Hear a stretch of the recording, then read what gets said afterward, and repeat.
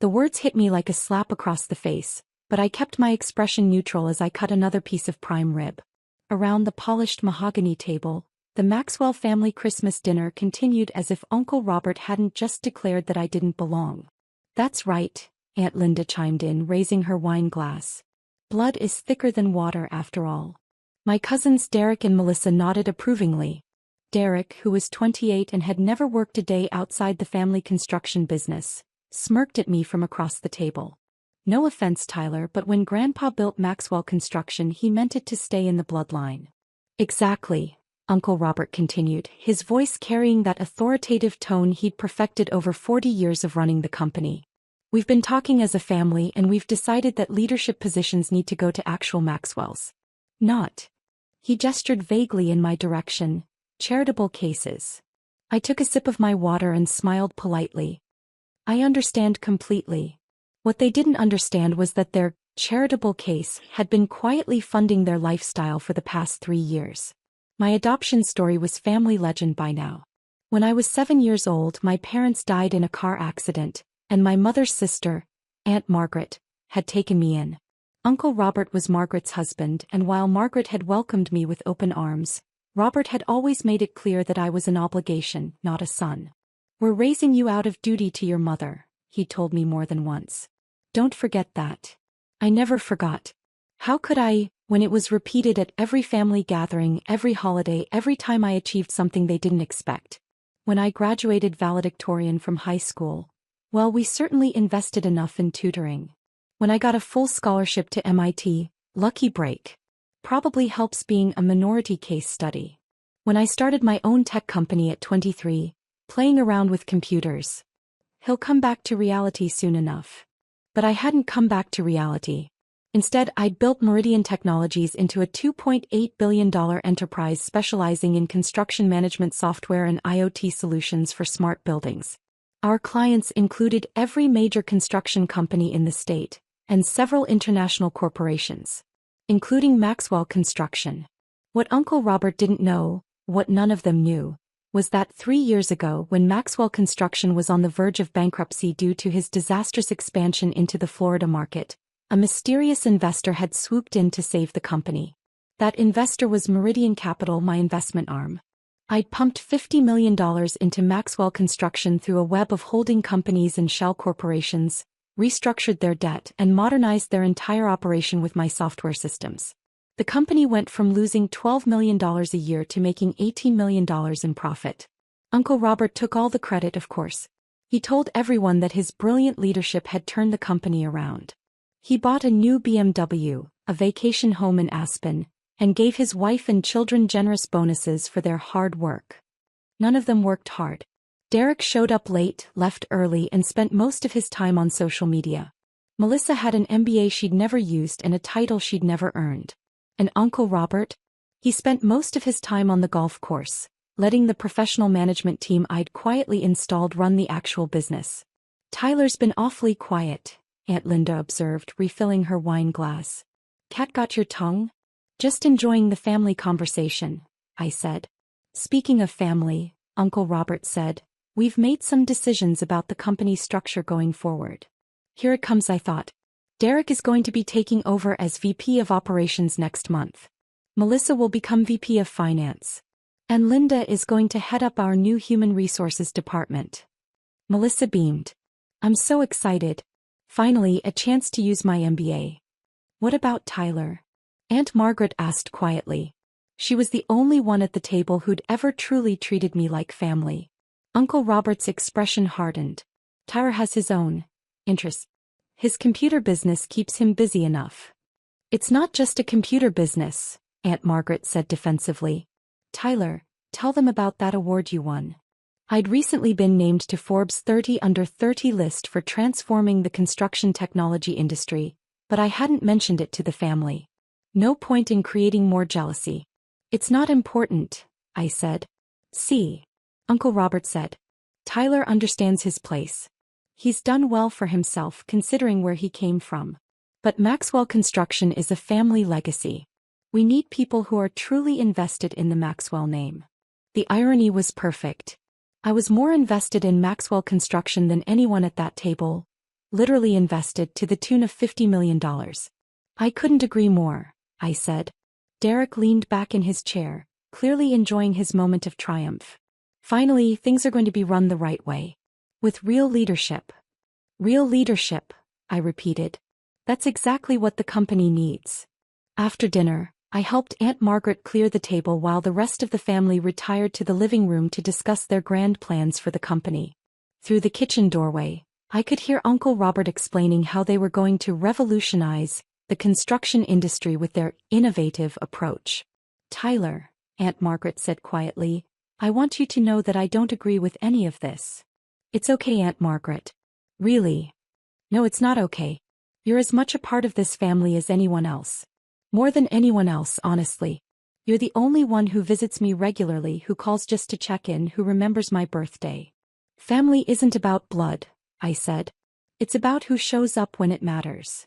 Exactly. And you've always shown up. What she didn't know was that I'd been showing up in ways the family couldn't even imagine. When Melissa's wedding had gone over budget, an anonymous gift had covered the additional costs. When Derek's gambling debts had threatened to destroy his credit, a mysterious benefactor had paid them off. When Uncle Robert's medical bills from his heart surgery had mounted up, his insurance had suddenly approved coverage they'd initially denied. I'd been taking care of the Maxwell family for years, just like Aunt Margaret had taken care of me. The difference was I did it quietly without credit or recognition. But apparently that hadn't earned me a place at the family table. I stayed for another hour, listening to them plan their takeover of the company I'd saved. Derek outlined his vision for streamlining operations, which mostly involved firing the competent people I'd hired and replacing them with his friends. Melissa discussed optimizing cash flow, which seemed to mean giving themselves larger salaries. Uncle Robert presided over it all like a king dividing his kingdom, never suspecting that his kingdom only existed because of the charitable case, sitting quietly in the corner. At 9 p.m. I made my excuses and left. The next morning I was in my office by 7 a.m. Meridian Technologies occupied 3 floors of a downtown high-rise, with views of the city skyline and the mountains beyond. My corner office was minimalist but comfortable, the kind of space that said, successful without being ostentatious. I spent an hour reviewing the quarterly reports for all my investments, including Maxwell Construction. The company was performing well, largely because of the management team I'd installed and the technology infrastructure I'd provided. Without my continued investment, they'd last about 18 months before the old problems resurfaced. At 8:30 a.m. I called my investment manager. Sarah, it's Tyler. I need you to initiate a complete divestiture from Maxwell Construction. The construction company? Tyler, that's been one of our most successful turnarounds. They're showing consistent profits, good management, strong market position. I know. But I want out. Can I ask why? If this is about portfolio diversification, there are other options. It's personal. Sarah had been managing my investments for 5 years. She knew better than to argue when I said something was personal. How quickly do you want this done? Today. Full withdrawal of all capital, termination of all contracts, complete severance of business relationships. Tyler, that's $50 million in investments, plus ongoing contracts worth another $20 million annually. Are you sure about this? I'm sure. Hey. I'll need a few hours to structure this properly. The contracts have specific termination clauses, and we'll need to give them the required notice periods. How much notice? For the investment withdrawal, we can do it immediately. It's structured as callable debt. For the contracts, most have 30-day termination clauses. Do it. This is going to cause some serious disruption for them. I know. After I hung up, I sat back in my chair and looked out at the city. Somewhere out there, Uncle Robert was probably arriving at his office, ready to start his first day as the undisputed king of Maxwell Construction. Derek was probably planning his first streamlining meeting. Melissa was probably designing new business cards with her VP title. None of them had any idea that their kingdom was about to crumble. My phone rang at 10:15 a.m. Tyler, it's Sarah. I've initiated the withdrawal. Their bank should be notifying them within the hour. What about the contracts? Termination notices will be delivered by courier this afternoon. All technology support will cease in 30 days. All consulting agreements are terminated, and the software licenses will revert to limited basic functionality. And the management team? The executives we placed there are employed through our consulting division. They'll be reassigned to other projects. Perfect. Tyler, I have to say this company is going to be in serious trouble without our support. Are you prepared for that? They wanted to run things themselves. Now they'll get their chance. My phone started ringing again at 11:30 a.m. Uncle Robert's number flashed on the screen. I let it go to voicemail. He called back immediately. Voicemail again. Then Derek called. Voicemail. Then Melissa. Voicemail. Then Aunt Linda. Voicemail. Finally Aunt Margaret called. Tyler, what's happening? Robert called me in a panic. He says their bank called about some loan being called in. I couldn't say, I replied honestly. He's saying something about $50 million? That's impossible, right? I mean, where would they even get that kind of loan? You'd have to ask him. Tyler, Robert wants to talk to you. He says it's urgent. I'm sure it is. Can you call him back? He's beside himself. I'll think about it. I didn't call him back. Instead, I went to lunch with a potential client, spent the afternoon reviewing proposals for new investments, and had dinner with Aunt Margaret at her favorite restaurant. She didn't mention the family business crisis and neither did I. My phone had 17 missed calls by the time I got home. The next morning, Uncle Robert was waiting in my office lobby when I arrived at 7 a.m. Tyler. Thank God. We need to talk. He looked terrible. His usually perfect hair was disheveled, his expensive suit was wrinkled, and his face was pale with exhaustion. Uncle Robert. This is a surprise. Tyler, I need your help. Something terrible has happened. I led him to my office, noting how his eyes widened as he took in the scope of my business. The busy trading floor visible through glass walls, the expensive art, the panoramic city views. Tyler, I had no idea your business was. This place is. What can I do for you, Uncle Robert? He sat down heavily in the chair across from my desk. Our main investor has pulled out. $50 million gone. Just like that. And our technology contracts have been terminated. The software systems that run our entire operation, we're losing access in 30 days. That's terrible. It's worse than terrible. It's a disaster. Without that investment, we can't meet our obligations. Without the software, we can't manage our projects. The company is going to collapse. What do your lawyers say? They say the contracts were written to allow exactly this kind of termination. Whoever structured this deal was very smart. There's no legal recourse. I'm sorry to hear that. Uncle Robert leaned forward desperately. Tyler, I know we haven't always. I know I can be difficult sometimes. But you're family. We're family. And family helps family. Are we family? Of course we are. Because last Sunday you made it very clear that family business is only for real family. Not adopted kids like me. The color drained from his face. Tyler, I didn't mean. You said blood is thicker than water. You said the company should stay in the bloodline. I was wrong. I was completely wrong. Were you? Or are you just saying that because you need something from me? Uncle Robert was now sweating despite the air conditioning. Tyler, I'll be honest. We need help. Serious help. I don't know what kind of connections you have in your business, but if you could introduce us to some investors. Investors? Yes. Someone who might be willing to step in where this other company pulled out. I opened my laptop and pulled up the Meridian Capital website. You mean someone like this? I turned the screen so he could see it. Meridian Capital's homepage showed our portfolio, our investment strategy, and our recent successes, including Maxwell Construction. Uncle Robert squinted at the screen. Meridian Capital. Wait, that name sounds familiar. Shit. They were your mystery investor. You know them. I am them. Meridian Capital is my investment firm. Uncle Robert stared at the screen, then at me, then back at the screen. That's impossible. I own Meridian Technologies, which owns Meridian Capital, which invested $50 million in Maxwell Construction 3 years ago. You. Me. But that would mean. It means I saved your company. I restructured your debt, installed professional management, provided the technology systems that made you profitable, and turned you from a failing business into a success story. Uncle Robert's mouth opened and closed without sound. It also means, I continued, that when you told me family business is only for real family, you were talking to the person who owns 60% of your family business. Tyler, I had no idea. Of course you didn't. You never asked what I actually do for a living. You just assumed I was playing around with computers. This is incredible. You built all this. I built all this.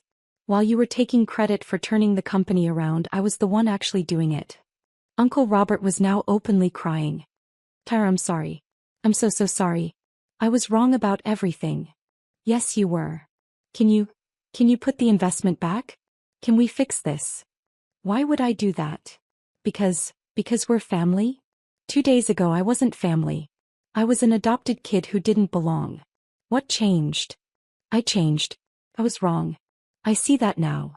Do you just see that you need my money? Uncle Robert wiped his eyes with his sleeve. Tyler, I know I don't deserve your help. But it's not just about me. Derek, Melissa, Linda, they all have families. The company employs 247 people. All those families depend on Maxwell Construction. I know. I've been supporting those families for 3 years. Then you know what's at stake. I leaned back in my chair and studied my uncle. He looked broken, desperate, completely different from the confident patriarch who'd ruled Christmas dinner 2 days ago. Here's what's going to happen, I said finally.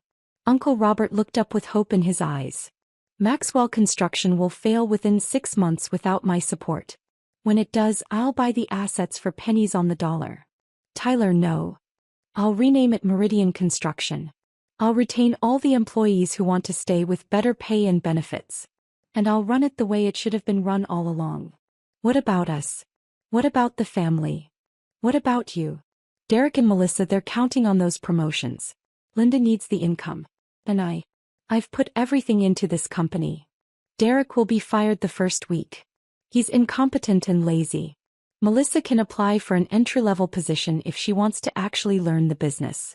Linda can also apply, but she'll need real qualifications, not just a family name. And me. You can apply too. For a foreman position maybe. If you're willing to actually work for a living. Uncle Robert stared at me in shock. You can't be serious. I'm completely serious. You wanted to run a family business with real family only. Well, congratulations. You got exactly what you asked for. Tyler, please. We can work this out. I'll make you a partner, give you the respect you deserve. I don't want to be your partner. I don't want your respect. I want you to understand what it feels like to be on the outside looking in. What do you want from me? I want you to admit what you did wrong. I already said I was sorry. No, you apologize because you need my money. I want you to admit what you actually did wrong. Uncle Robert was quiet for a long moment. I treated you like you weren't family. Keep going. I made you feel unwelcome at family gatherings. Keep going. I dismissed your achievements and made assumptions about your success. And I never gave you credit for what you accomplished. What else? Uncle Robert's voice broke. I never thanked you for all the times you helped us. The anonymous gifts, the paid bills, the problems that just mysteriously went away. I know that was you. How do you know? Because you're the only one in the family who actually cares about other people. You're the only one who would help without taking credit. And I threw it all away because I was threatened by your success. I was jealous that the adopted kid had accomplished more than any of us. I sat quietly for a moment, letting his words sink in. There's one more thing, I said finally. What? You need to call Derek and Melissa and Linda. You need to tell them exactly what happened and exactly who I am. And you need to apologize to them for lying about the family business being blood only. Tyler, that will humiliate me. Yes, it will.